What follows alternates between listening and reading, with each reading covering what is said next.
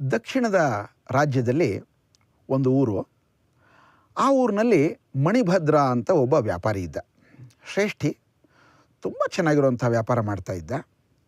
ತಾನು ಗಳಿಸಿರುವಂಥದ್ರಲ್ಲಿ ಸಾಕಷ್ಟು ಹಣವನ್ನು ಅವನು ದಾನ ಮಾಡ್ತಾಯಿದ್ದ. ಅವನು ದಾನಶೂರ ಅಂತಲೇ ಪ್ರಸಿದ್ಧಿ. ಅವನು ಎಲ್ಲರೂ ಅವನನ್ನು ಹೊಗಳವ್ರೆ. ಶ್ರೇಷ್ಠಿ ಅಂತಂದರೆ ಈ ಥರದಪ್ಪ, ಮಣಿಭದ್ರನ ಬಿಟ್ಟರೆ ಇನ್ಯಾರು ಅಂತ ಎಲ್ಲರೂ ಹೊಗಳ್ತಾ ಇದ್ದರು. ಹಲವಾರು ವರ್ಷಗಳು ಕಳೀತು. ಆದರೆ ಕಾಲ ಯಾವಾಗಲೂ ಹೀಗೆ ಇರೋ ನೋಡಿ, ಚಕ್ರ ತಿರುಗ್ತಾ ಇರುತ್ತೆ. ಪಾಪ ಮಣಿಭದ್ರನ ಜೀವನದಲ್ಲಿ ಕೂಡ ಲಾಸ್ ಆಗೋಕ್ಕೆ ಶುರು ಆಗ್ಬಿಡ್ತು. ಅವನಿಗೆ ತಲೆ ಎತ್ತಿ ನಿಂತ್ಕೊಳ್ಳಿಕ್ಕೆ ಸಾಧ್ಯ ಆಗಲಿಲ್ಲ. ಏನು ಮಾಡೋದು, ಊರು ಬಿಟ್ಟೆ ಹೋಗ್ಬಿಡೋಣ ಅಂತ ಯೋಚನೆ ಬಂತು. ಇಲ್ಲ, ನಾನು ಇದುವರೆಗೆ ದಾನ ಧರ್ಮ ಮಾಡಿಕೊಂಡಿದ್ದೆ.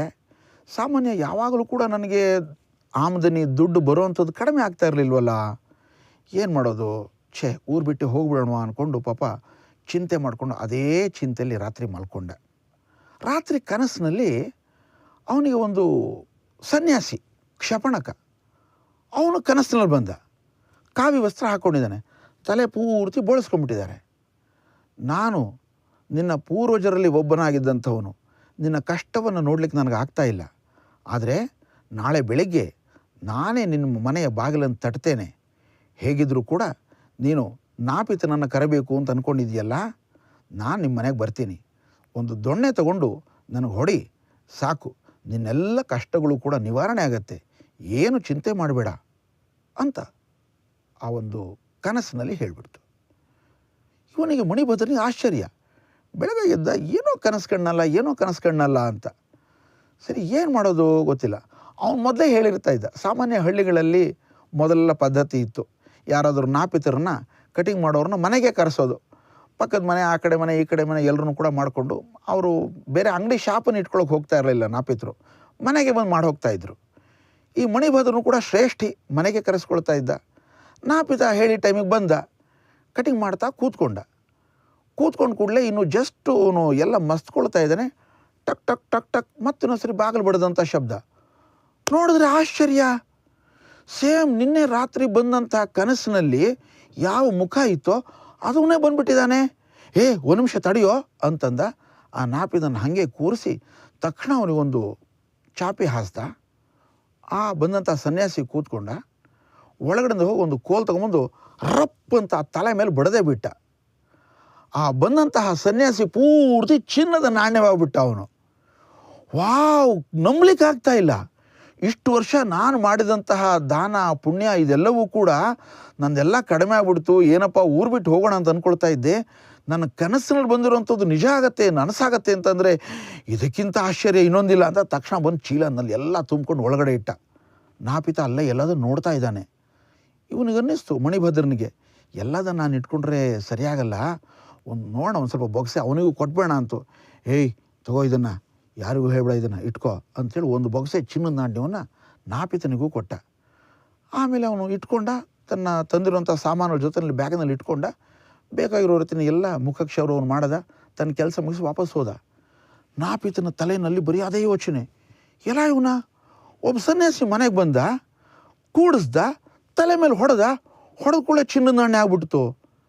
ನಾನು ಯಾಕೆ ಈ ಥರ ಮಾಡಬಾರ್ದು, ನನಗೆ ಬರೀ ಒಬ್ಬನೇ ವ್ಯಕ್ತಿಯ ಚಿನ್ನದ ನಾಣ್ಯ ನಂಗೆ ಸಾಕಾಗಲ್ಲ, ಒಂದು 8 ಜನರನ್ನು ನಾನು ಇವತ್ತು ಕರಿಬೇಕು ಮನೆಗೆ ಅಂತಂದ. ಅಲ್ಲೇ ಒಂದು ಮಠ ಇತ್ತು, ಅಲ್ಲೆಲ್ಲರೂ ಸನ್ಯಾಸಿಗಳಿದ್ರು, ಎಲ್ಲ ತಲೆ ಬೋಳಿಸಿರುವಂಥವ್ರು, ಎಲ್ಲ ಬಿಟ್ಟಿರುವಂಥವ್ರು, ಸಂಸಾರ ಎಲ್ಲ ಬಿಟ್ಟಿರುವಂಥವ್ರು. ಇವನು ತಕ್ಷಣ ನಿಶ್ಚಯ ಮಾಡ್ದ, ಸ್ವಾಮಿ ನಾಳೆ ದಿವಸ ಮಧ್ಯಾಹ್ನಕ್ಕೆ ಊಟಕ್ಕೆ ನೀವೆಲ್ಲರೂ ನಮ್ಮನೆಗೆ ದಯಮಾಡಿಸ್ಬೇಕು ಅಂತ. ಸನ್ಯಾಸಿಗಳಿಗೆ ಯಾರಾದರೆ ಏನಂತೆ, ಆಯಿತು ನಾಪಿತ ಕರೀತಾ ಇದ್ದಾನೆ, ಅವನ ಮನೆಗೆ ಹೋಗೋಣ, ನಾವೆಲ್ಲ ಒಂದು 7-8 ಜನ ಇದ್ದೀವಿ, ಪರವಾಗಿಲ್ವನಪ್ಪ.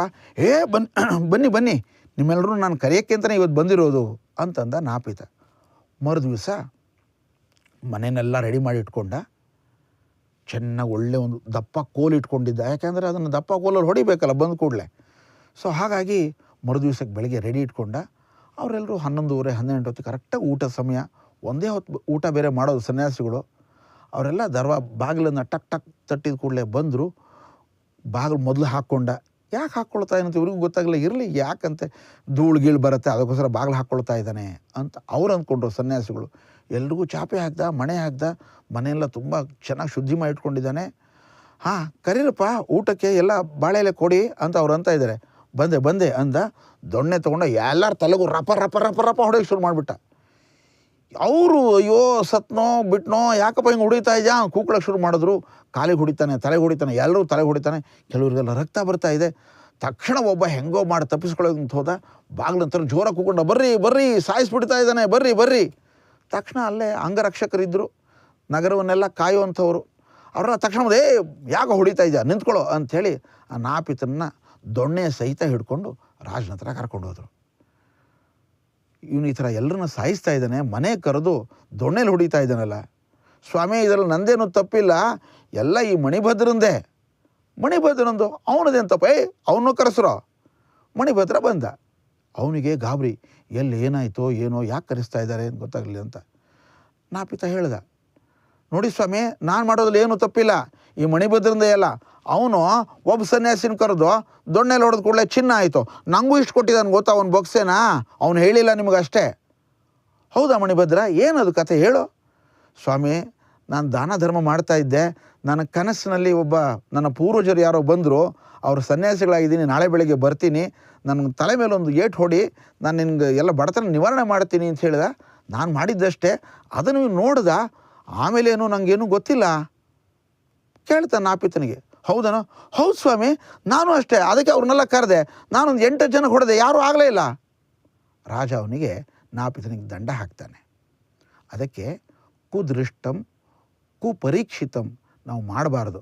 ಯಾವುದನ್ನೂ ನೋಡಿದ್ವಿ, ಏನೋ ಅರ್ಥ ಮಾಡ್ಕೊಂಡ್ವಿ, ಹಾಗಾಗಿ ನಾವು ಇನ್ನೇನೋ ಮಾಡೋಕ್ಕೆ ಹೋದರೆ ನಾಪಿತನ ಕಥೆ ನಮ್ಮದೂ ಕೂಡ ಆಗಿಬಿಡತ್ತೆ. ಅದಕ್ಕೋಸ್ಕರ ನಾವು ಎಚ್ಚರಿಕೆಯಿಂದ ಇರಬೇಕು.